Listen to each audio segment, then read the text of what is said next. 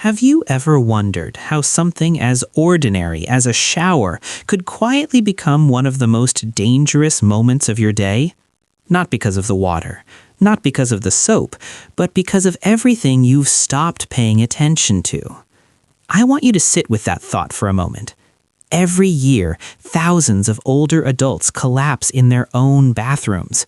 Not in the street, not doing something risky, but standing alone doing the most familiar routine of their lives.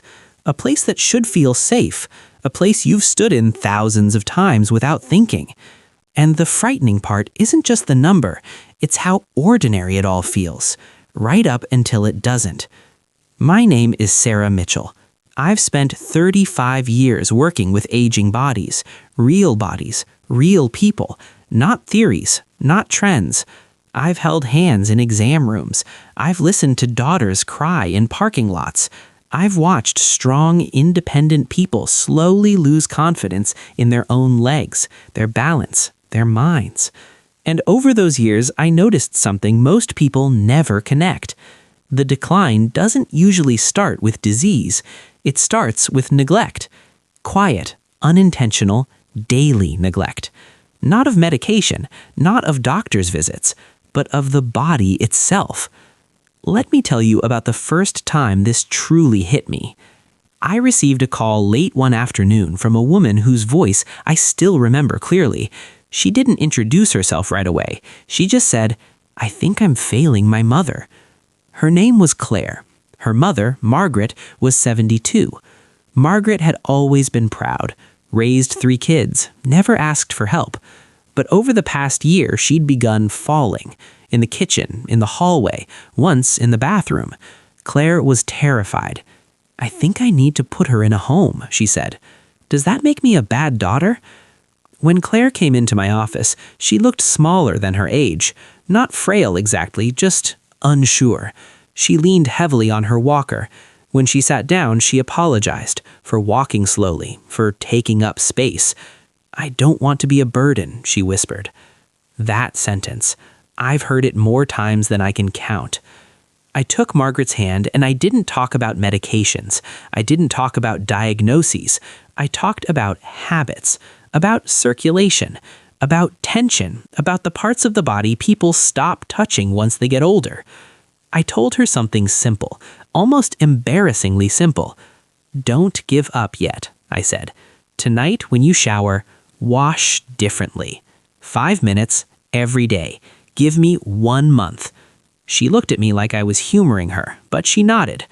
1 month later, Margaret walked into my office without her walker. No announcement, no dramatic reveal. She just walked in. "I just washed," she said quietly.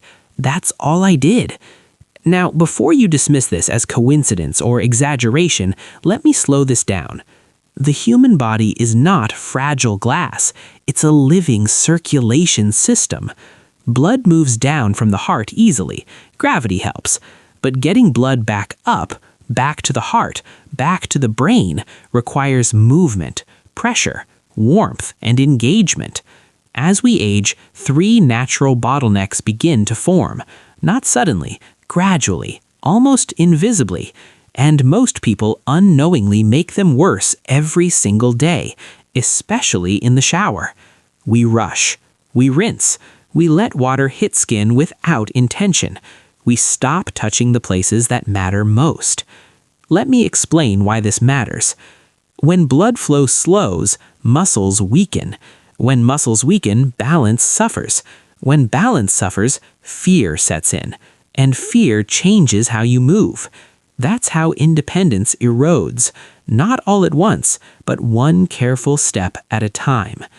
The first place this begins is lower than most people expect, your legs. More specifically, your calves. Doctors sometimes call the calves the second heart. That's not poetic language, it's mechanical truth. Every time you walk, your calf muscles contract and push blood upward against gravity. Without that pumping action, blood pools. Oxygen drops, muscles fatigue. I once worked with a man named Robert, 70 years old, lived alone, sharp mind, but his nights were torture, cramping legs, every night. midnight, 2 a.m., 4 a.m. He said, I'd be grateful for 4 hours of sleep. When I touched his calves, they were cold, hard, unresponsive. I told him, you're not broken, you're stagnant. Like many people his age, Robert rinsed his legs in the shower. He didn't scrub them, didn't engage them. He assumed walking around the house was enough. It wasn't. I showed him how to stand under warm water and let it soak into his calves, how to scrub upward deliberately from ankle to knee, not harshly, just firmly, 15 strokes each leg. 2 weeks later, he called me. He said, I slept 7 hours. No cramps. That wasn't magic. That was circulation waking up. Warmth opens blood vessels. Pressure mimics movement. Touch tells the nervous system to re-engage. I've seen swelling disappear, pain reduce, confidence return. But legs alone aren't enough, because even if you're standing strong, there's another bottleneck that determines whether you stay mentally clear or slowly drift into confusion. The back of the neck. This area is the main highway to your brain. 2 critical arteries pass through it, supplying oxygen and nutrients upward. Over decades of stress, posture, and tension, the muscles here tighten, they shorten, they compress. I met Dorothy when she was 73. She was terrified she was losing her mind, forgetting names, losing words mid-sentence, misplacing simple things. When I placed my fingers at the base of her skull, she flinched. She said, "It feels like stone." That rigidity was restricting blood flow to her brain.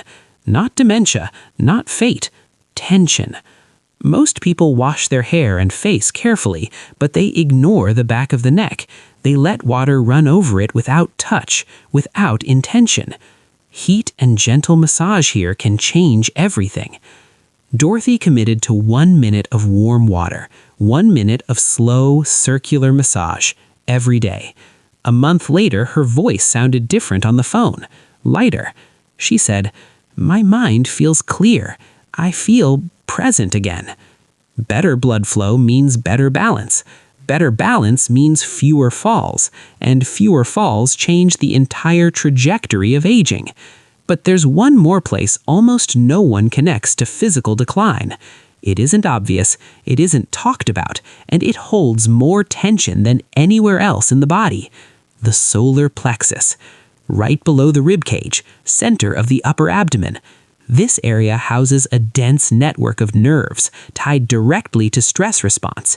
It's where fear lives, where worry settles, where decades of unspoken pressure accumulate. I met Linda when she was 68. She hadn't slept through the night in 30 years. Pills barely helped anymore. When I pressed gently below her ribs, she gasped. She said, "That's it. That's where it all sits." Chronic tension here tells the brain you're never safe, never resting. Cortisol stays high, sleep stays shallow. I taught her a simple routine: warm hands, slow circles, deep breathing. 2 minutes. 2 weeks later, she cried on the phone.